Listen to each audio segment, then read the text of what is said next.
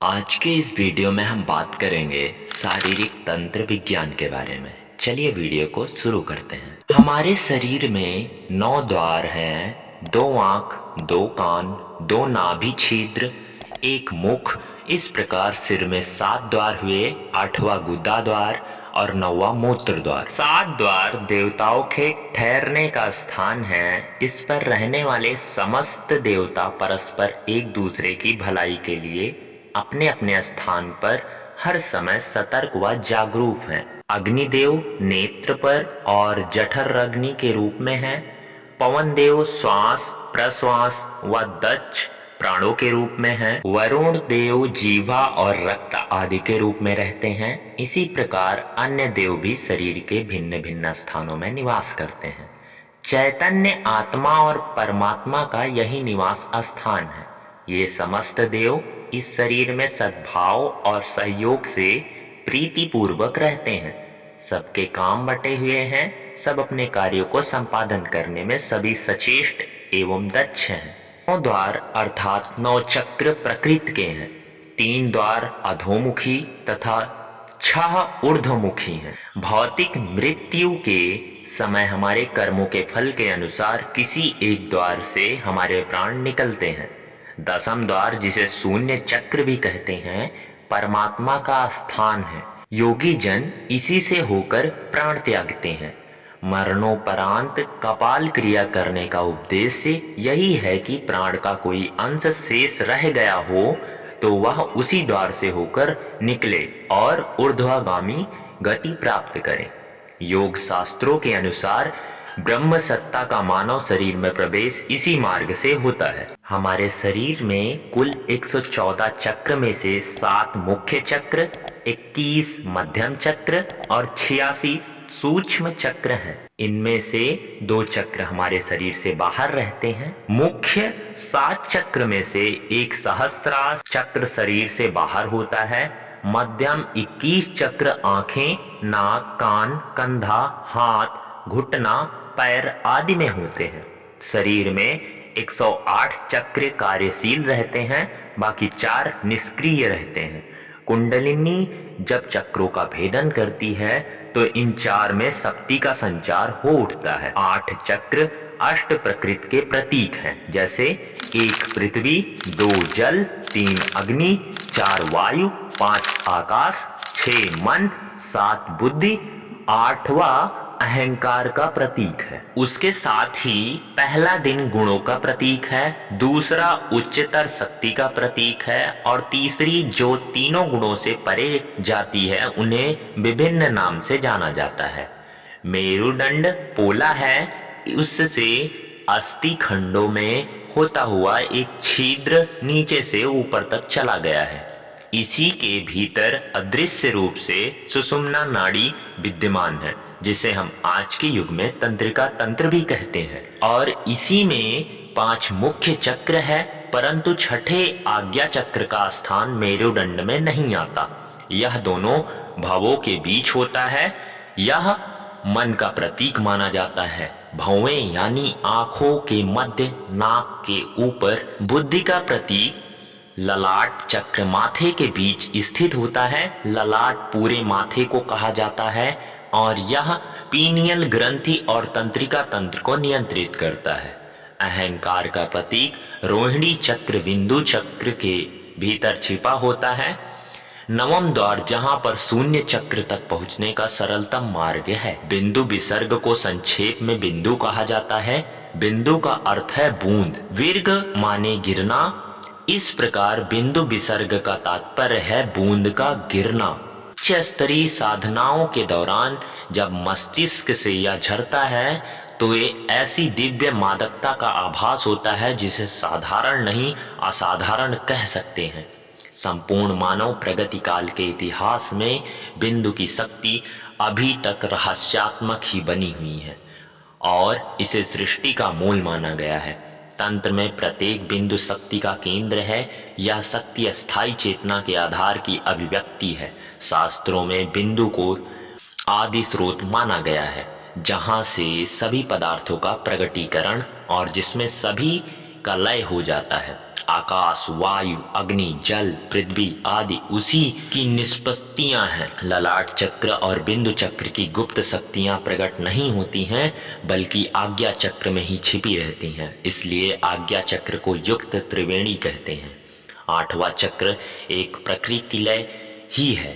नवम द्वार बिंदु चक्र आत्मा का स्थान है। इस द्वैत को हम परंपरागत रूप से शिव एवं शक्ति का नाम देते हैं।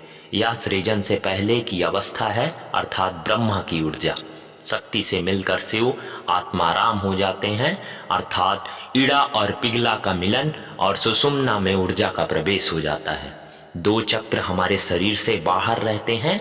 सहस्त्रार चक्र है, जिसे महारंध्र भी कहते हैं।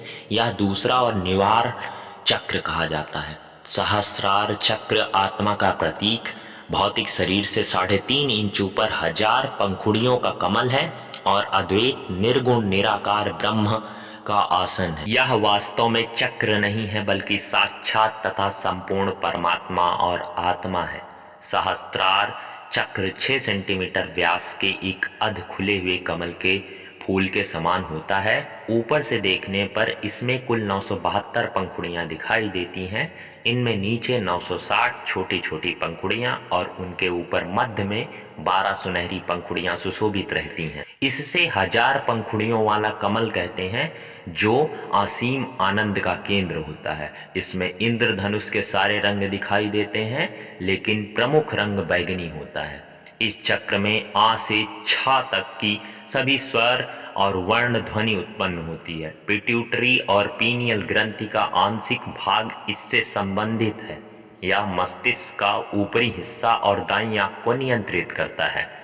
यह आत्मज्ञान, आत्मदर्शन, एकीकरण, स्वर्गीय अनुभूति के विकास का मनोवैज्ञानिक केंद्र है। यह आत्मा का उच्चतम स्थान होता है।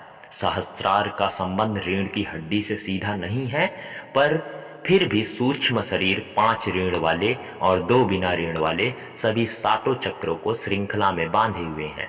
सूक्ष्म शरीर की सुषुम्ना में यह 7 चक्र जंजीर की कड़ियों की तरह परस्पर पूरी तरह जुड़े हुए हैं। शरीर संरचना में इस स्थान पर अनेक महत्वपूर्ण ग्रंथियों से संबंध रेटिकुलर एक्टिवेटिंग सिस्टम का अस्तित्व है। वहां से जैवीय विद्युत का स्वयंभू प्रवाह उभरता है। वे धाराएं मस्तिष्क के अगणित केंद्रों की ओर दौड़ती है। इसमें से छोटी छोटी चिंगारियां तरंगों के रूप में उड़ती रहती हैं। उनकी संख्या की सही गणना तो नहीं हो सकती, पर वे हजारों में है। इसलिए हजारों का उद्बोधक सहस्त्रार चक्र का नामकरण इसी आधार पर हुआ है। सहस्त्र फन वाले शेषनाग की परिकल्पना का यही आधार है। यह संस्थान ब्रह्मांडीय चेतना के साथ संपर्क साधने में अग्रणीय है, इसलिए उसे ब्रह्म रंध्र भी कहते हैं। आज्ञा चक्र को सहस्त्रार का उत्पादन केंद्र कह सकते हो आप लोग। सहस्त्रार चक्र के भीतर विद्यमान है निर्वाण चक्र, जिसके भीतर निर्गुण निराकार ब्रह्म विराजमान है। निर्वाण का सही अर्थ है ज्ञान की प्राप्ति, जो मन की पहचान को खत्म करके मूल तथ्य से जुड़ाव पैदा करता है। सैद्धांतिक तौर पर निर्वाण एक ऐसे मन को कहा जाता है जो ना आ रहा है, भाव है इसका, और ना जा रहा है, विभाव है। उसने स्वास्थ्यता की स्थिति को प्राप्त कर लिया है। सामान्य मृत्यु में केवल हमारा स्थूल शरीर ही नष्ट होता है, ये आप सभी को पता है। शेष 6 शरीर बचे रहते हैं, जिससे जीवात्मा अपनी वासनानुसार अगला जन्म प्राप्त करती है। किंतु महामृत्यु में सभी 6 शरीर नष्ट हो जाते हैं, फिर पुनरागमन संभव नहीं होता। इसे ही मोक्ष निर्माण कैवल्य कहा जाता है। मृत्यु के समय तक जिसका सहस्त्रार खुल गया, फिर मोक्ष मिल जाती है। स्थिरता और शांति भी इसके अर्थ है। निर्वाण की प्राप्ति की तुलना अविद्या के अंत से की जाती है, जिससे उस मनः स्थिति की चेतना जागृत होती है, जो जीवन चक्र में मुक्त दिलाती है। एक स्तर का ज्ञान प्राप्त करने के बाद व्यक्ति निर्माण को मानसिक चेतना की तरह अनुभव करता है। संसार मूल्यतः तृष्णा और अज्ञानता की उपज है।